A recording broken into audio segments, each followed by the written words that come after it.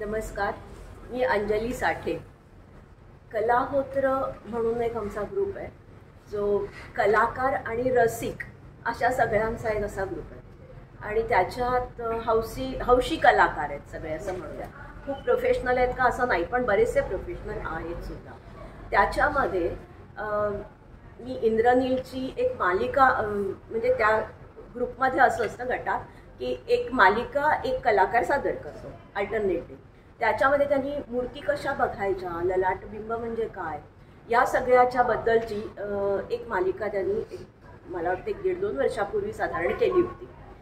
ती जेव्हा मी पूर्ण बघितली किंवा त्याचा आनंद घेतला, तेव्हाच मी ठरवलं की आता ह्याच्या पुढे जेव्हा देवळं किंवा मंदिरं किंवा शिल्प या पद्धतीचं काहीही बघायचं असलं तर नक्कीच आपल्याला अशा तज्ज्ञ माणसांच्या बरोबरच जायचं आहे.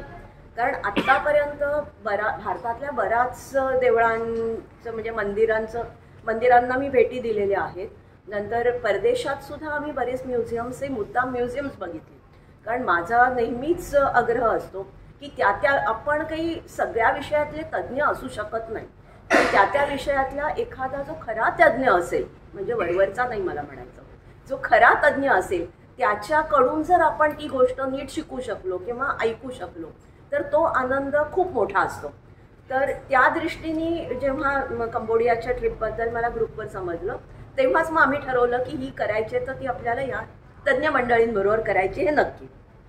आणि ॲक्च्युली तेव्हा नरेंद्रच्या बद्दल काही त्या ग्रुपमधनं मला फारशी माहिती नव्हती. आणि इथे आल्यावर मात्र नरेंद्र ग्रेट, म्हणजे त्यांनी खरंच अभ्यास खूप मनापासून केलेला आहे हे माझ्या अगदी व्यवस्थित लक्षात आलं.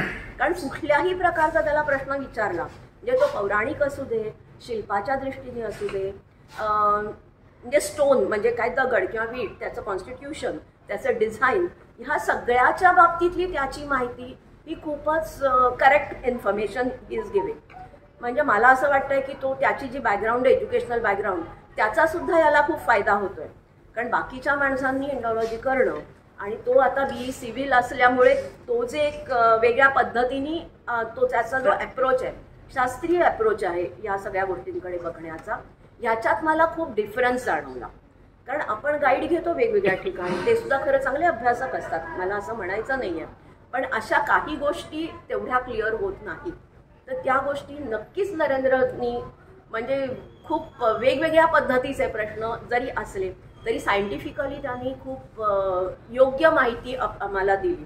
आणि कुठल्याही शंकेला असं उडवून लावलं नाही, कुणाच्याही शंकेला त्यांनी उडवून लावलं नाही. ती पौराणिक असू दे, ती ऐतिहासिक असू दे शंका, किंवा वैचारिक असू दे, कुठल्याही म्हणजे वेगवेगळ्या विचारधारा आहेत, बौद्ध विचारधारा, हिंदू विचारधारा, तर ह्या सगळ्या विचारधारांबद्दल सुद्धा जी एक प्राथमिक पण योग्य आणि शास्त्रीय माहिती जी आहे ती त्यांनी खूप चांगल्या पद्धतीने आमच्यापर्यंत पोहोचवली.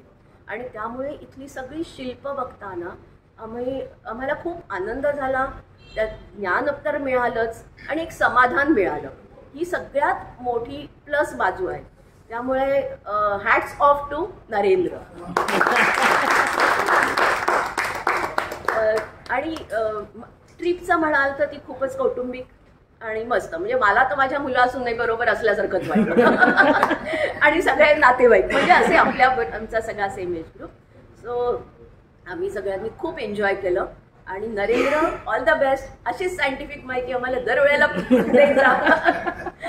आणि जिथे म्हणजे इव्हन मला काही वेळेला वाटलं की नाही इथे थोडंसं कमी आहे, तिथे सुद्धा जी मला माहिती होती, कारण माझाही थोडासा त्याच्यातला माहिती अभ्यास असं म्हणू शकतो, तर त्या याच्यातनं जेव्हा आम्ही एकमेकांशी बोलत होतो तेव्हा अजून एक महत्त्वाची गोष्ट म्हणजे तो काय किंवा इंद्रनील काय, हे दोघंही जण ओपन हार्टेडली म्हणजे तयार आहेत ती माहिती ॲब्सॉर्ब करायला, की ओके म्हणजे हा पण विचार आहे, म्हणजे ही फार महत्त्वाची गोष्ट आहे.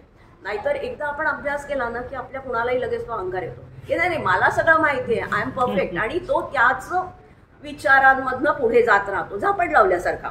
कारण because that person is following a particular sect, तर त्याच्याप्रमाणे. पण तसं न करता त्या दोघांनी खूपच ओपन माइंडेडली बाकीचेही विचार कोणी जर सांगत असेल तर ते पण खूप ॲक्सेप्ट केले आणि त्यांनी खूप चांगल्या पद्धतीने आम्हाला सगळ्यांना जी माहिती दिली त्याच्याबद्दल खूप खूप धन्यवाद.